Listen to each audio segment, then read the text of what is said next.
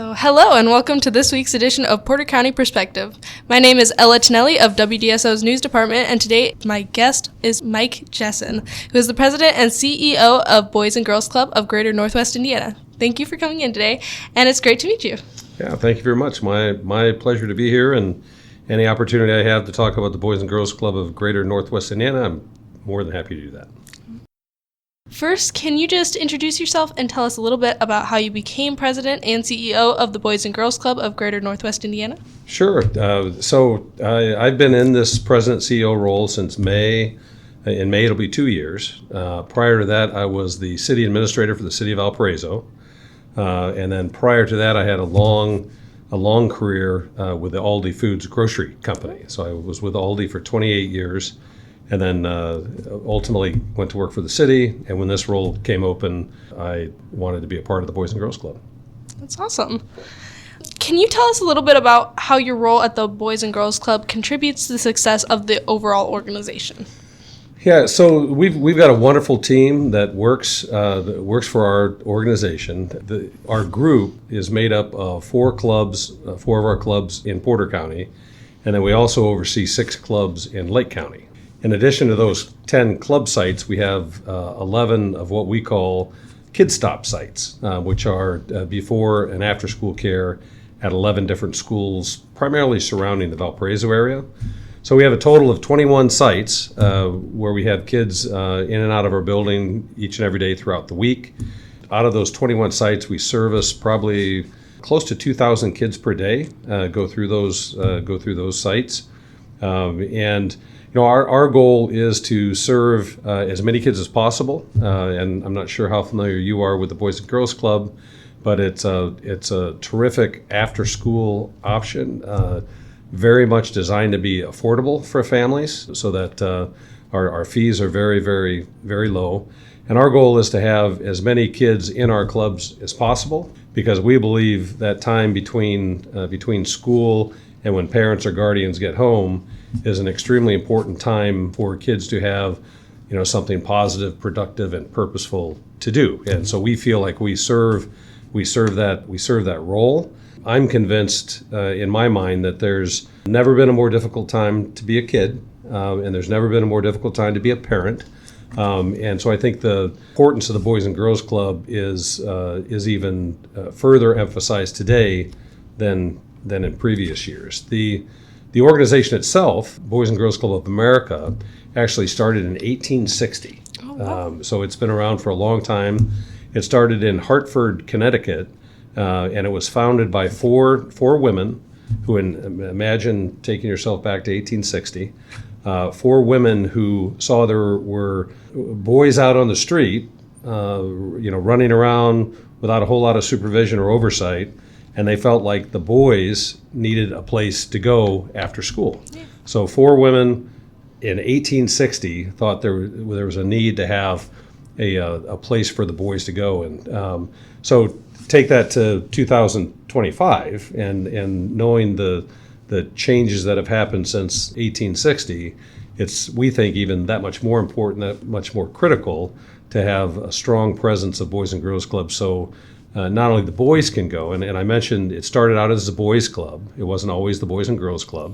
In 1860, it was the boys club, and then it wasn't until early 1990s that they changed it to the Boys and Girls Clubs. So it was strictly for boys in the beginning, and then of course we welcomed the girls in 1990, and glad we did. And of course I wish we would have done it sooner. But so that's got a little bit of history of the Boys and Girls Club nationally, and then also what we do here in Lake and Porter County.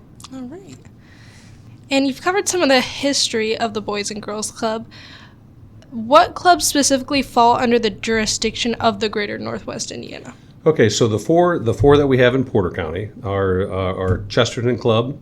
We have a club also in Valparaiso, and we have a club in Portage, and then we also have a club in South Haven. So those are the four clubs in Porter County. And then in Lake County, we have clubs in Gary, East Chicago, Hammond, Maryville, Cedar Lake, and Lake Station. So a total of 10 clubs. Oh, so you guys have a very good spread. And overall combined, how many children receive services provided by the Boys and Girls Club in our area specifically? Okay, so I mentioned that out of those 10 clubs and the Kid Stop sites we have, there's close to 2,000 on a daily basis. And if you break that down on a per club basis, our Duneland Club or Chesterton Club is one of our busiest clubs. So we've got a great club in Chesterton that's serving. It has served as many as over 300 kids on a daily basis.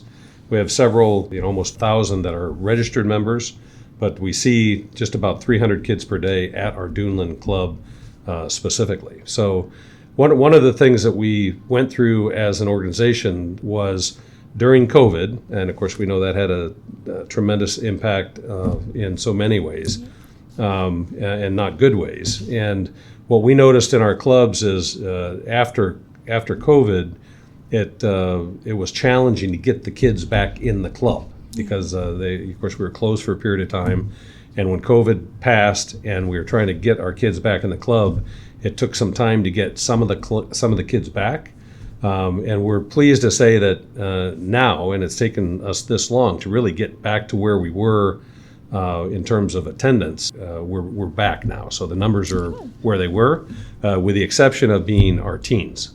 So we've had a challenge, and we're continuing to work on trying to get those teens that we had in the club before, that for maybe a variety of different reasons haven't been back post-COVID. So we're trying to get those teens back in our clubs. Well, hopefully this program right now will help some of the teens get back in your clubs. Absolutely. And you mentioned that the mission is trying to just get as many kids as possible into the clubs. Is there any other part of your mission for the Boys and Girls Club?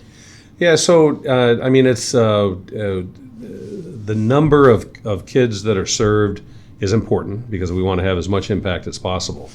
But we also want to make sure that we, don't sacrifice the quality of the work that we do or the quality of the experience by just having more kids, because we think it's important to make sure that it's a worthwhile experience for the club. A modified version of our overall organizational mission is to prove that every kid has what it takes. So we exist to prove every kid has what it takes, and that looks differently for different youth. And so whether it's academics, we focus on academics in our club, and homework help and those types of things after school. Whether it be athletics, we work to emphasize the leagues that we have, and the basketball, flag football, dodgeball, and different programs that we have for students who are athletic. We also want to provide for those kids that are, I'd say, more creative, and so we focus a lot on art in our clubs, as well as our lyricism program too. So it's music and dance and that sort of thing. So we want to be there and have something important to offer all kids, regardless of what their background is, and if they have a particular interest in one particular subject, we want to be there. We want to be there for them. So it's all about providing an experience that is worthwhile for the club kids, and a lot of that includes character development and teaching them, respect and all those things as well. One thing that we have, and it's actually tomorrow, we have our Youth of the Year event, which each of our 10 clubs nominates a person to be their representative for the Youth of the Year, and then they go through, those representatives of each club, they go through a variety of different processes. They write essays, and they are teamed up with our young professional groups, and they're tutored by them on how to write a speech and how to give a 3-minute speech in front of what will be tomorrow night several hundred people. So they memorize a 3-minute speech. They go before a panel of 5 judges who are professionals in their field, and there's questions back and forth. And so our Youth of the Year representatives go through that program, which is it's happening tomorrow. And so tomorrow night we'll have a big banquet at the Avalon Banquet Center in Maryville. We'll have those, and it's 9 contestants who will be vying to be the Youth of the Year from our organization. And it's a scholarship program. It's a personal leadership development program. And so we're especially proud of the work that goes into this project, and especially proud of the 9 kids that are representing us, because it's tremendous to see their growth and development from where they were when it started to what culminates into tomorrow night's activity. And these are all high school age students. And then what will happen from there is the winner of our organization's event tomorrow night will go on to the state competition. And that's Youth of the Year recipients or winners from across the state. There's 31 different Boys and Girls Club organizations throughout the states. So they'll be competing against them. And if they happen to win the state competition, they'll go to the regional competition, which puts them in competition with 11 Midwestern states. So they would be the regional. If they win regional, then they would go into the national competition and be one of 6 representatives vying for that title. And the winner of that is the youth spokesperson for Boys and Girls Club of America, and they go to different venues and events and represent the organization. They visit the White House. In all those steps of the Youth of the Year, there's also scholarships that they win and other prizes with laptops and iPads and all that good stuff. And then the winner of the national competition not only wins terrific scholarship opportunities, but also in the past has received a brand new car. So it's highly competitive. It's a great way to, I think, showcase our club kids throughout the country and help them in their professional development. We had an etiquette dinner where those 9 candidates went and learned a lot about how to act in a professional dinner environment and so forth. So it's wonderful to see these young people learn these different life skills, that they'll have with them. They'll have that with them, for the rest of their lives. So we couldn't be more excited to showcase the kids. It's tomorrow night, and someone will be crowned the winner of our region. And one thing that I would share is that we talk about the Boys and Girls Club, and a lot of people know about the local organizations because they've driven past them, or they've been participant, or their children have. Across the country, there's over 5,400 Boys and Girls Clubs. And it's in every state throughout the country, 5,400 clubs, and they're also, and very intentionally, we have clubs on Indian reservations, so tribal nations, we have clubs, and also in military institutions. So when there's a naval base, Air Force base, and so forth, there's clubs there too. So our goal is to be everywhere throughout the country, and there's actually an international component to it as well. But we want to be there for kids wherever they are and give them an opportunity to prove that they matter and to prove to them that they have opportunities just like every other kids. Yeah. Yeah, that seems wonderful. And especially focusing on having them on like Indian reservations and on naval bases, I think that's amazing. And getting into what a child might expect walking into a Boys and Girls Club for the first time, is there anything that you would specifically encourage them to do or expect?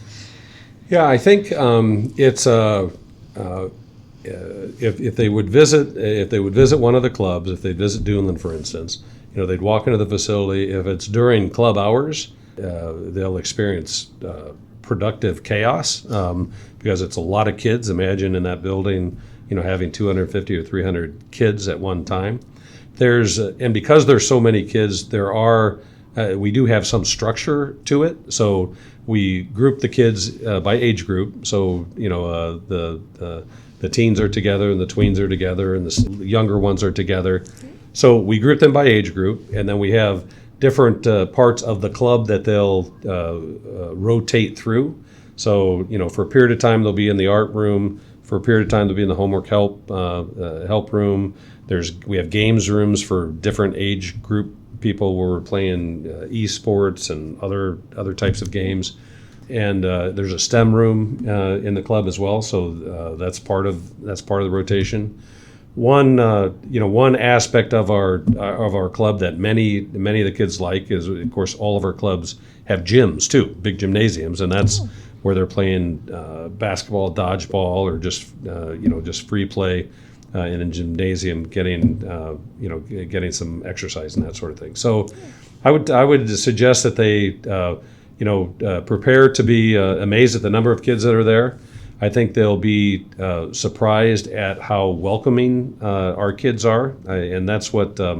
As I talk to our club kids, I'd ask them, how long have you been with the Boys and Girls Club? And some of them just started. Some have been going for years.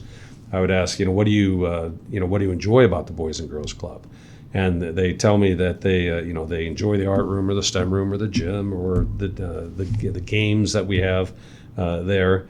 I think what the most common answer I get from them when I ask is they talk about how welcoming it is, how they can be themselves at the club, and I think in school settings and so forth, environments, there's a lot of peer pressure, and for a lot of kids, and maybe all kids, it can be uncomfortable at times. Whereas at the club, it's such a wide variety of students from a wide variety of backgrounds, and our kids do a nice job of being friendly to one another and kind to one another. So it's a comfortable place to be. We focus on safety first. I mean, as an organization, the most important thing for us at our clubs is safety. It's not the wild west, and kids are running all over without any sort of structure or coordinated effort. I mean, we're very careful with safety because we know the kids they know, and this is we know this through surveys that we do to our club. We ask of our club kids, and over 90% of the club kids feel safe at our clubs, which that's a pretty terrific percentage. And then well over 90% of our kids know that there's a caring, loving adult mentor person that kind of has their back. And so I think the kids that come in and they're comfortable in that environment, they're able to develop a relationship with the club staff. There's a lot of I would say there's a lot of good youth serving organizations out there, and that do a lot of great work. But I think what really separates the Boys and Girls Club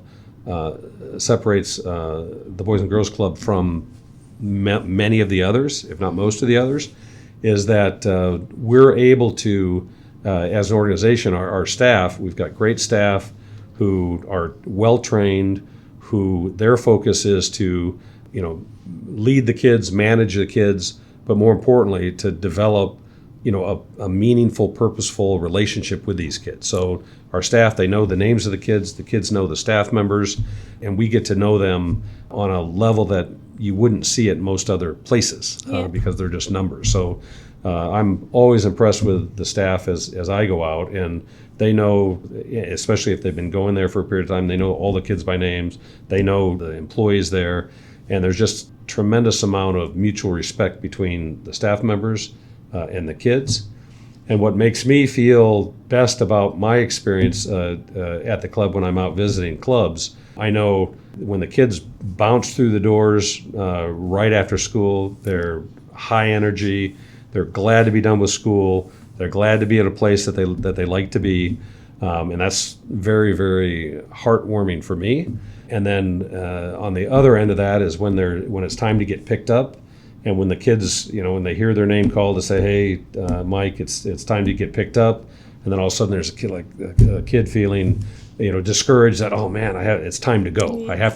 I have to go home." So, I think that's the model that we have, is that we want a place that's safe, it's comfortable, a place where kids want to be. Nobody has to go to the Boys and Girls Club. I mean, there's other options.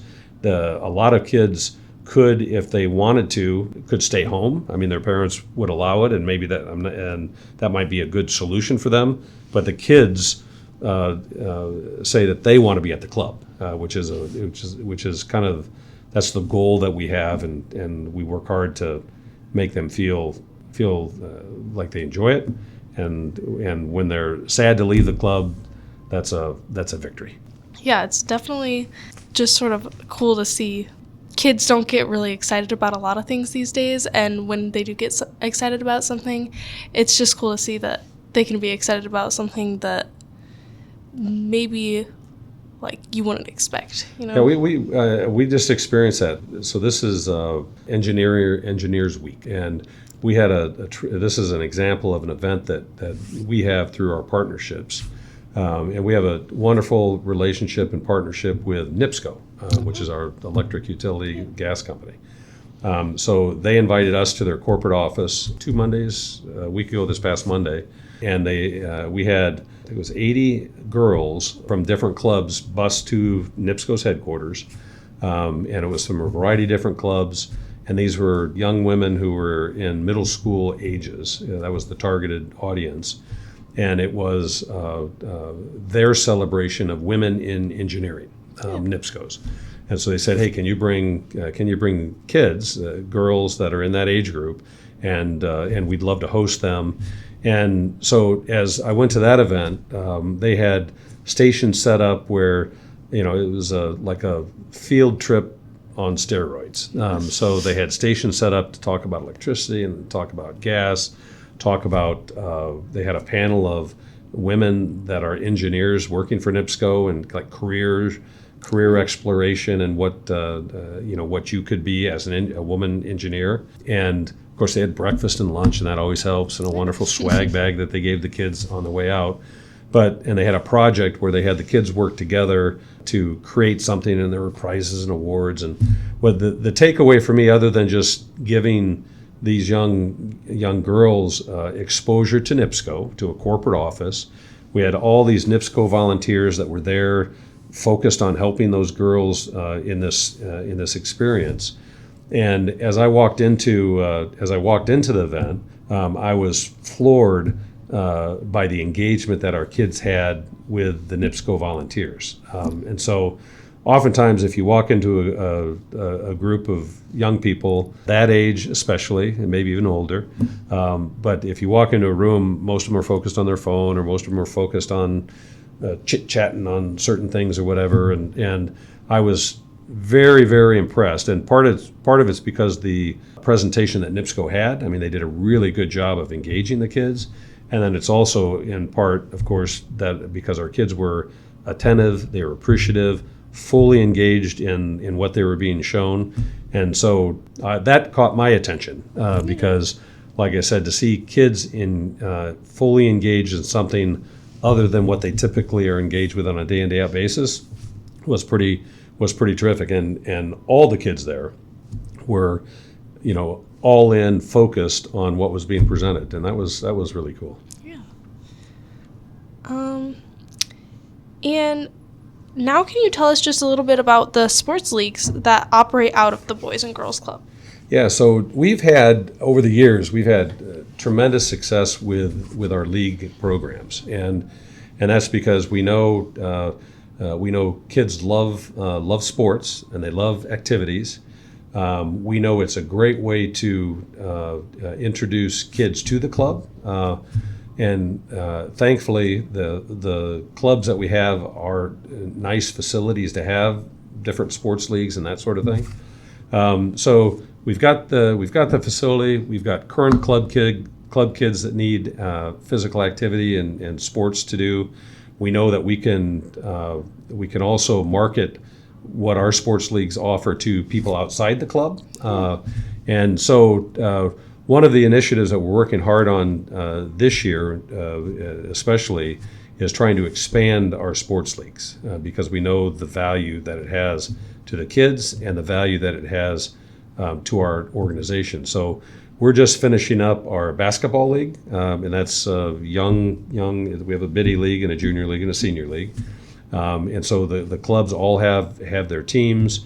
A nice component of what we do is we have our different clubs are competing against one another. So we'll have Portage against South Haven, and South Haven against Valpo, and Duneland against Chesterton, or Duneland against Valpo.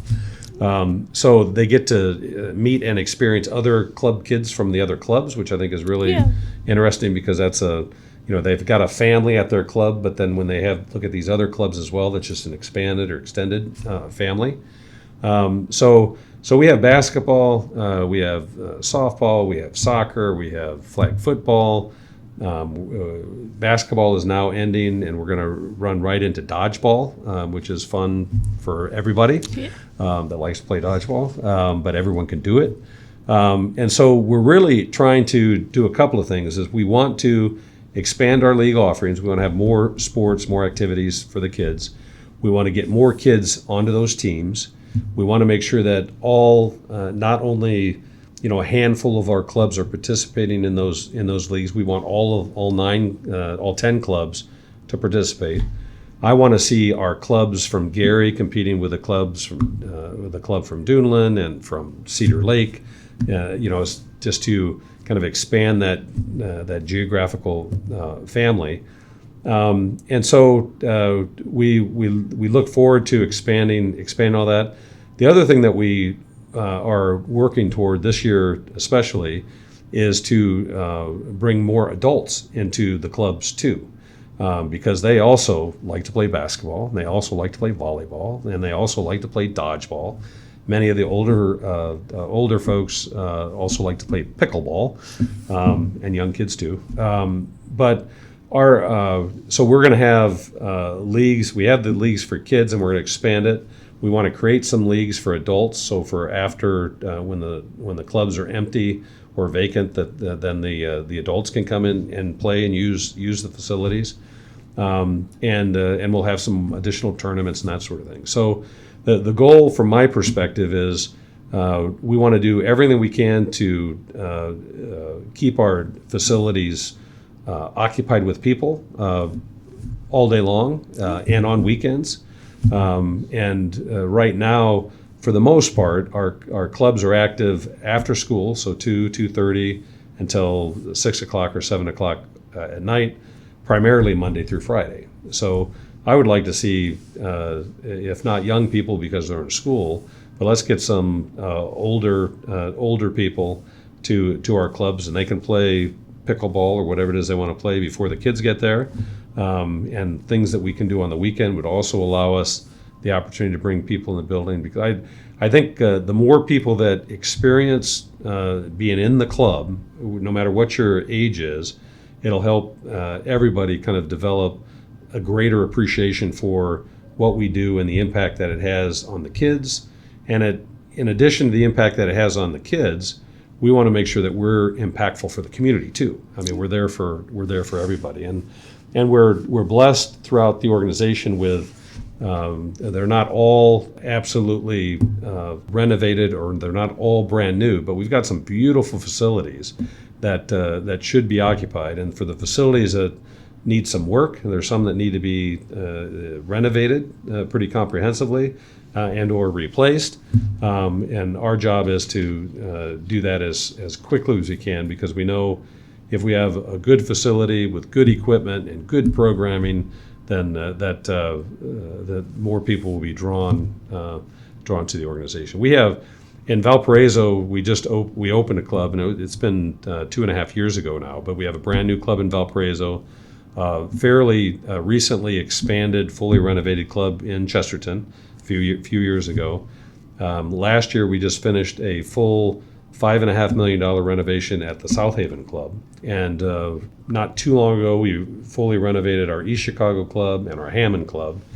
And then this year, we're going through a full comprehensive renovation at our Gary Club. And we're proposing to build a brand new club in Maryville. So there's a lot of buildings, a lot of property, a lot of renovations that take place. But again, our goal is to be where the kids are, have the facilities that the kids are drawn to, and bring as many kids as we can into the building. Yeah. So you mentioned the fee for enrolling the child as a member of the Boys and Girls Club. Can you just talk about what the fee is and if there are any scholarships available to cover the fee for those who are unable to afford it?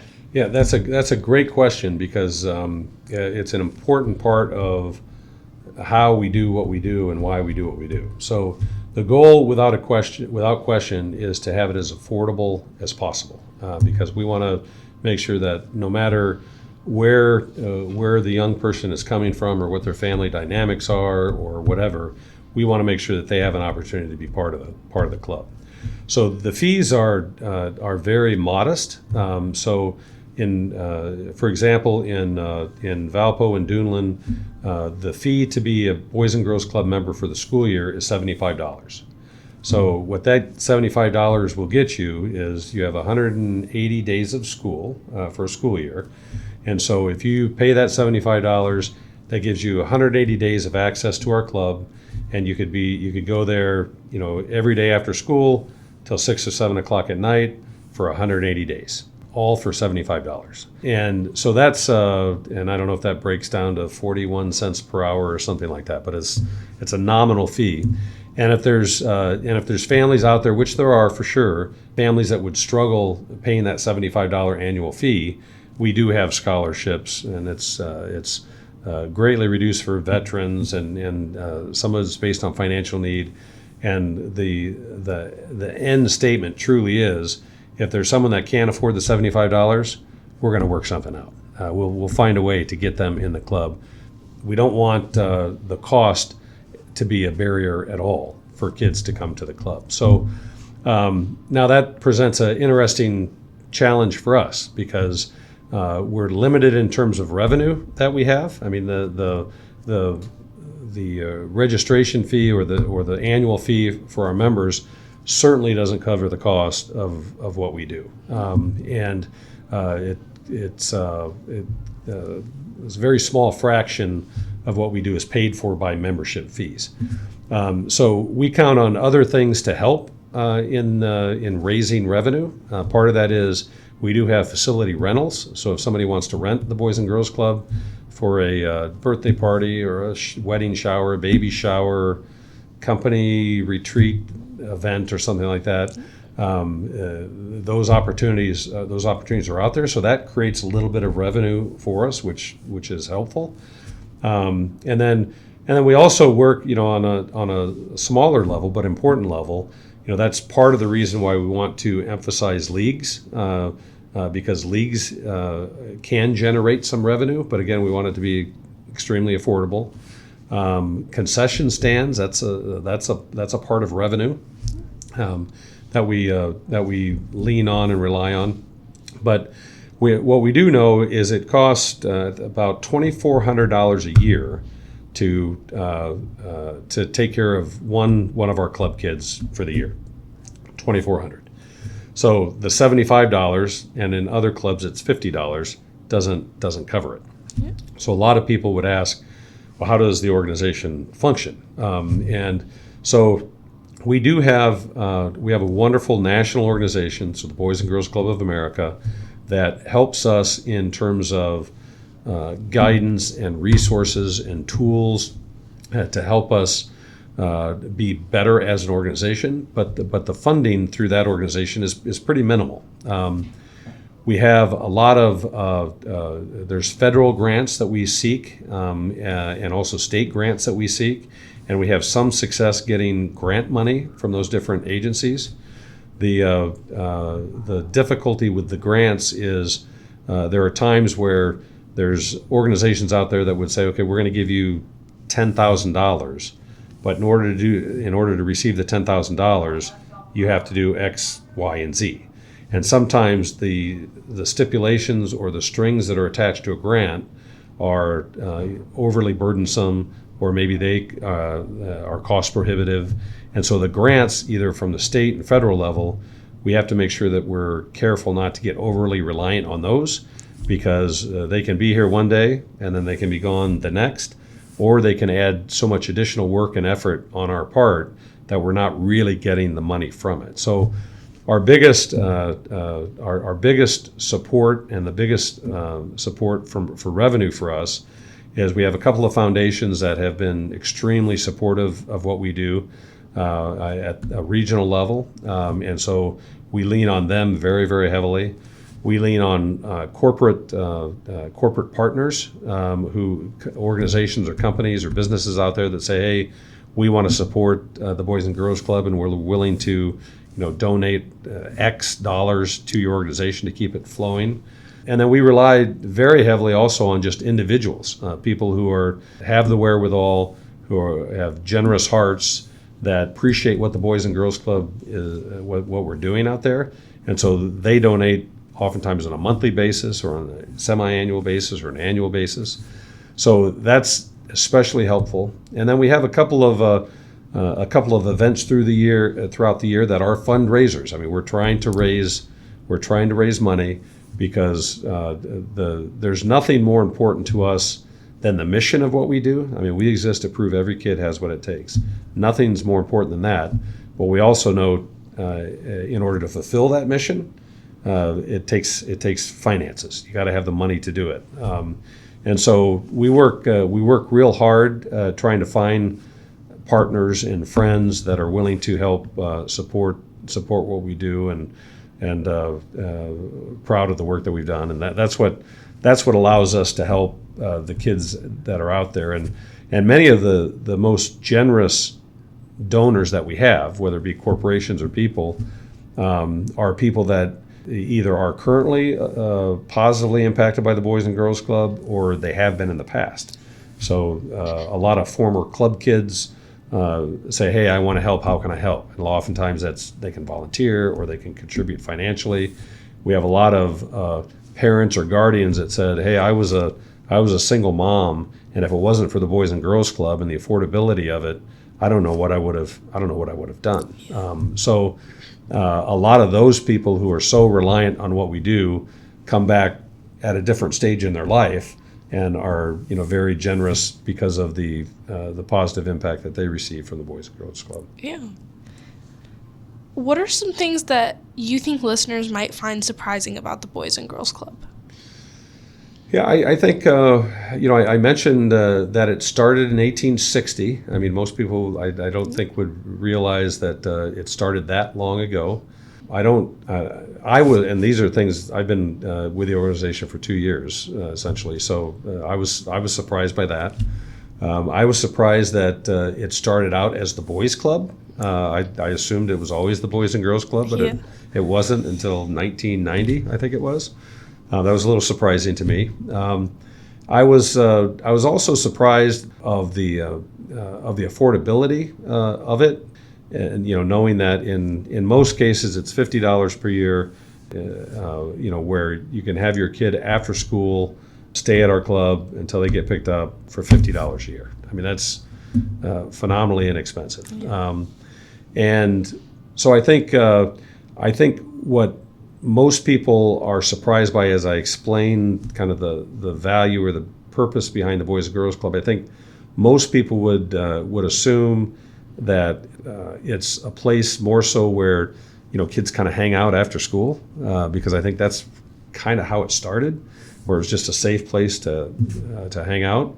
And so I think when we talk about the rotation of art and STEM lab and that sort of thing, I think people are pretty surprised by that. And then I think they also don't realize that for our older club kids, that leadership development, that professional development piece is so important to us. I mentioned the NIPSCO field trip for the young girls. I mean, what a eye-opening, wonderful experience for them. The club kids that are participating in this Youth of the Year event, what a impactful, wonderful thing for them. And during the summer, it's fun. I mean, it's 6 to 6 roughly, 6 a.m. to 6 p.m. We got a lot of field trips that the kids go on that they love. So and a lot of our kids are actually there from 6 or 7 in the morning till 6 or 7 at night, all day long during the summer. So I think people would be surprised at perhaps the focus on security that we have, because that's paramount. I think they'd be surprised at the power of the relationship that's developed between the club kids and our staff, because it's real, and it's, I think, as important as it is, I think it's unique in today's age to have adult or older people who are pouring into the lives of these young people to make sure that they have every opportunity possible. So I think there's a lot, I think, that most people, whenever I'd ask people, I said, "What I work for the Boys and Girls Club." They say, "Oh, it's a great organization. They do wonderful things." and then I ask, okay, well, what's your impression? I mean, what exactly do they do? And it's a great organization, and they just they know it's a positive thing, and they know it's an important thing, but I don't think they understand the depth that we go to really pour into these kids' life, and so they're especially surprised and impressed by that. Yeah. And you mentioned some of your summer activities, and can you just go a little bit more in depth about those and what goes on then? Yeah, so the goal for the summer program is to keep the kids active, and there's we ask the kids if they're going to be there all day. We ask that they bring a lunch, but we have snacks throughout the day and that sort of thing. I'd say the highlight of the summer, and of course it's the weather helps. I mean, the goal is to get the kids outside as much as possible. I heard a statistic recently that to me was frightening, in that young people today, on the average, spend an average of 8 minutes in outdoor recreational play. 8 minutes. Yeah. And I compare that to, and I hesitate to say back in the day, but back in the day, kids were outside playing, organized, unorganized, whatever it was. I mean, they're outside constantly.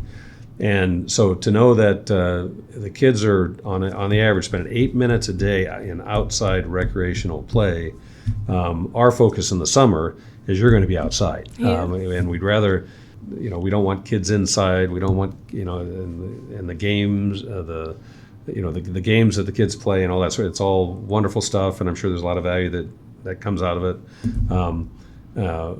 I just don't understand it. But my hope is that to balance that with outdoor, old-fashioned play, interacting with people, on a one-on-one basis is so important. So that's the focus of a lot of our summer program. In addition to, we also, for kids that need additional academic support during the summer, we have a program that's in place to help them. So if a kid is struggling or had a rough year, or they want to be better prepared for the upcoming academic year, we throw in academic help, which is important, especially for the kids that need it. I think if I were to say, what most of the kids would say about, what do you like about summer camp? In addition to all the reasons they love being at the club, that's part of it. But the different field trips and so forth that the clubs go on are probably the highlight. So they want to go on the field trips. They want to go to the dunes. They want to go to the trampoline park, and they want to go to Zao Island. They like to go to movies. They like to go out and experience things that, again, many of these kids don't have that opportunity on a regular basis for a variety of different reasons. So last year we went to a baseball game, which was a lot of fun. So I think getting the kids outside of the building, number one, so get them outside, and then if you can get them off the property and in some other space, through a field trip, that just opens their eyes to a whole new thing that they can do with their friends, their club friends, and I know the kids they look forward to that, especially if they're going to be there for the long day. They like the field trips because that helps break things up. And then there's sports activities and all that sort of thing that we can do outside. So we make the most out of the summer activities, and the goal is, at the end of the day, everybody had a lot of fun, and everybody's dog tired, and we wore them out. That's what the parents generally like. So. And earlier you mentioned your youth night coming up. Are there any upcoming events or fundraisers for the Boys and Girls Club that you'd like to promote, including that?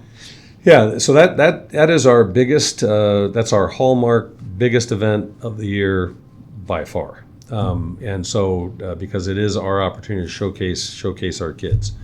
We have other events throughout the year that are fundraising. We have a golf outing, which many organizations do, and that's for those who like to golf. It's a wonderful thing, and it raises money for the clubs. We have also a Return to Learn campaign, which is effectively our annual campaign that will run for 4 weeks, and this is before school starts in the fall.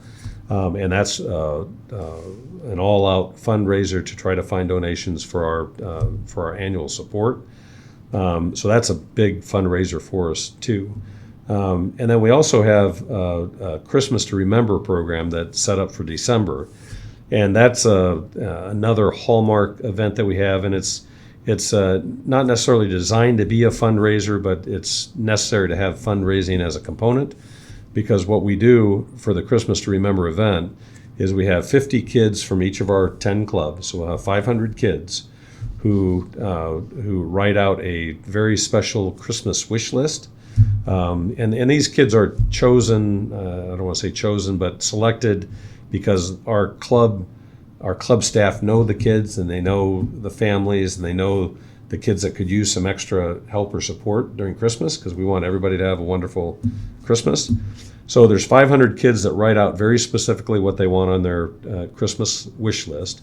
It's clothes, it's socks, it's sweatpants, it's leggings, it's that sort of thing. There's also a component where they'll ask for some sort of toy or some sort of fun gift sort of thing for them. And to see the list that these kids create is very, very touching, because they'll say, I want a basketball, or I want socks, or I want personal hygiene stuff. They want deodorant, and that sort of thing. So, or several of the kids this past year said that they wanted to be able to get a present either for their mom or for their little sister.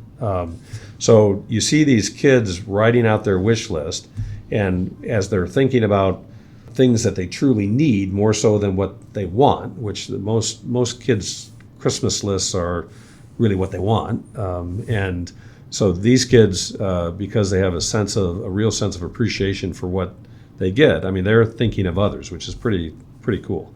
And then those 500 lists, we take those as an organization with a couple of hundred volunteers. They go out and shop those lists for those very specific items. And then we wrap those specific items. And then we have a big celebration in the middle of December before Christmas, where we'll bus those 500 kids to the Dean and Barbara White Community Center in Maryville, and that's where they'll receive their gifts. And so we have 500 kids, several hundred volunteers, 3 Santa Clauses and Mrs. Clauses that are given the gifts, and then we let the kids, open up their presents, and there's tears and there's screams, and it's a very, very touching, heartwarming event. That if there's anybody that would like to get involved with that as a volunteer, or would like to contribute money or funding to help buy the presents, that's a great way to, as the Youth of the Year event is, the Christmas to Remember is another great way to get introduced to the great work that's being done on the club. So those are our two big events, and we appreciate our volunteers, because an event like that, you need volunteers to make it happen. And then, of course, the sponsors, who are the ones that fund those events, are absolutely appreciated as well. Yeah. And for your Youth of the Year event that's coming up, I know you said that was tomorrow, I believe. Mm-hmm. Can you just share with us the times, if you know it, and share a little bit about the past winners? Yeah, so the event's tomorrow. So it's from 5 to 7 at the Avalon Banquet Center in Maryville. From 5 to 6, it's appetizers and drinks, and then from 6 to 7 is the actual program. And during the program, which you'll see our 9 candidates, professionally dressed. So they'll be looking extremely sharp. We've created 2-minute videos of these kids at their club, interacting with their club mates and that sort of thing. So we'll show the video, and then all the kids will give their 3-minute memorized speech to what should be 350 to 400 people. And so that all happens tomorrow night. If there's anybody that, and we've collected RSVPs and so forth, but if there's anybody that has a strong interest in coming to the event, they would contact me. We'll make sure they get in. In fact, the Chesterton High School principal is going to be in attendance. So I just got that word yesterday, I think it was. So he'll be there representing Chesterton Chesterton High School. And so, yeah, so it's a wonderful event. I mentioned what happens with the winner of our event. They go down to Indianapolis, then hopefully to the regional competition and nationals. In 2020, we had one of our club kids, Marcus Steele, who was from the Gary John Will Anderson Foundation Club. So Marcus won the local competition, won the state competition, won the regional competition, and was one of 6 finalists throughout the country. So extremely proud of Marcus, and to be one of the 6 finalists is tremendous achievement, because again, there's over 5,400 clubs throughout the United States, and the competition for that coveted spot is intense. And so we're proud of Marcus. So he's the one that has gotten the furthest, and he's one that we're especially proud because he actually currently works at our John Anderson Club in Gary. So he's an employee of ours now. And so he's a wonderful young person. Couldn't be more proud. Andrea Roscoe, who is also from the Gary Club, she won last year and went down to the state competition and was one of 5 finalists down in Indianapolis. And again, there's scholarships at the local, the state, so there's a lot of scholarship opportunities for these kids. And when you meet someone who has gone through that process, you have a special appreciation for the work and effort and dedication that goes into it. It's the club they represent is engaged in it. We have a club employee that's kind of assigned to that person as a mentor. And then we also have one of our young professional members who pours into that person in terms of the speech writing and etiquette and wardrobe and all that sort of thing. So it's really a collective effort. So imagine all of these people surrounding this young person to say, hey, we're here to support you and we want you to do the best you possibly can. So it's a terrific event that's been going on, I think, as a national organization. It's been going on for years. All right. And for donations, especially monetary wise, how would someone go about donating to the Boys and Girls Club? And for other gifts that aren't monetary, are there, how would someone access volunteer opportunities? Yeah, so we are looking. We're always looking for volunteers, and then contacting our office. Our administrative office is in Portage, and so they could contact me, and then I would forward, depending on if it's a volunteer opportunity they're looking for, or if it's a financial contribution that they'd like to make, or if there's some sort of what we call in-kind donation. So if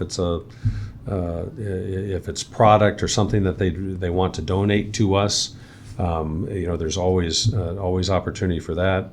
If they want to get more involved with the Youth of the Year or Christmas to Remember, really they could direct any inquiries could be directed to me, and then I'll make sure that they get to the right person. I know that when people have the opportunity to volunteer with the Boys and Girls Club, and if they go to the Christmas to Remember event, they'll want to be part of it forever. If they go to this event tomorrow night at Youth of the Year, it I think restores some people's faith in young people today, because I think young people get an unfair shake oftentimes in terms of not. I don't know if we as a people give the young people enough credit for how smart they are and how willing they are to put the work in. And I think the future is so bright because of these young people. And I think if more people would stop and listen to the young people and be willing to engage with them and find out what's on their mind or what's on their heart or what they want to do, I think the world would be a much better place. And the Boys and Girls Club, in terms of speaking into the lives of these kids and giving those kids an opportunity to speak back to the adults, it's wonderful for the kids for sure. But I'm telling you, the adults that get involved with the Boys and Girls Club, get as much, if not more, than the kids do. It's a wonderful thing for everybody. Great, that's awesome. I feel like we've had a very in-depth interview today. Is there anything else you'd like to tell us about the Boys and Girls Club that we haven't talked about yet? No, it's I could talk for days on it because there's so much that goes into it. Our goal is to make sure we do all we can to tell the story of the Boys and Girls Club, and I'm convinced it's one of the greatest stories of all time. And again, if you go back to 1860 when we were concerned about boys on the street, fast forward to today, to know the impact that we're having on a generational basis. When I mention that I'm part of the Boys and Girls Club, constantly I'm talking with people who say, well, I was a member of the Boys and Girls Club, or I spent my whole childhood at the Boys and Girls Club, or I was a single mom that if it wasn't for the Boys and Girls Club, I don't know, I wouldn't have been able to go to work because I would have been concerned about my children. And one thing we do know, which when we talk about impact, we survey our club kid alumni, so people that grew up in the club, and ask them about their experience, what it was like being in the club. 54% of the club kids surveyed, 54% said the club saved their life, and that saved their life. It's not provided a nice opportunity or pointing me in the right direction, it's 54% said it saved their life. And when you hear stories from individuals in terms of how it saved their life in very meaningful ways, it makes me, of course, very proud to be a part of that organization. That it's not just a great place to hang out, it's not just a safe place, it's so much more than that. It's a life-changing, a life-saving experience for a lot of our kids. And so when I had a event where I went to a Kiwanis meeting, and this was in Valparaiso, thanking them for a donation that the Kiwanis made to our capital campaign to build a new club. We thanked them. We told a little bit about the story of the Boys and Girls Club, and at the end of the meeting, some of the members stood up and said that at the end of each meeting, they tried to say something positive. They say, my grandson graduated from Chesterton High School, or my daughter I've got a grandchild now, or just nice things. And at that particular event, and I made that statement, about 54% of the club kids said the club saved their life. At the very end, an elderly gentleman got up, and he struggled to get up. So he was an older fella, and said, I appreciate Mike and Maggie, who was the club director that was with me. I appreciate them being here. It's great to hear the update about the new club. That's wonderful. But he said, what I really want to say is that when Mike, and this is him talking, when Mike mentioned that 54% of the people said that the club saved their life, he said, I was one of the 54%. And this gentleman grew up in Louisville, Kentucky. He goes, I was a club kid at the Louisville, Kentucky Boys Club, because at that time it was just boys only. Right. And he said that I was a member of the Louisville, Kentucky Boys Club, and then he starts to tear up. So tears are flowing down his face, and saying, and the club saved my life.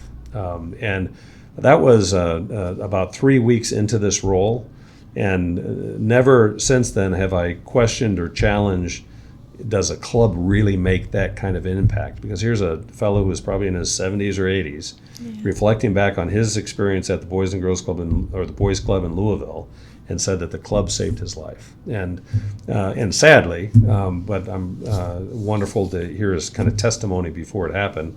He has since passed away. So that's the kind of impact that the Boys and Girls Club can have on kids and does have on people. And so it's a thrill. It's a thrill to be a part of it. If anybody would want to help in any way, volunteer, financially, however, those events that we mentioned. I mean, my name is Mike Jessen, so Mike, Jessen. And I'll give you my cell phone number. That's the easiest way to contact me.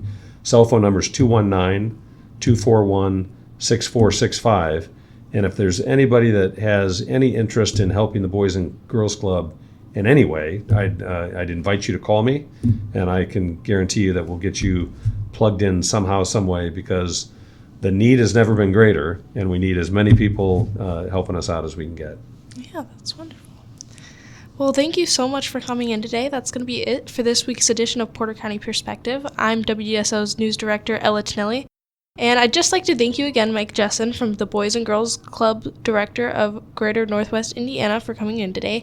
And if you'd like to listen to this or other WDSO programs again, check out WDSO's YouTube page. This program was previously recorded.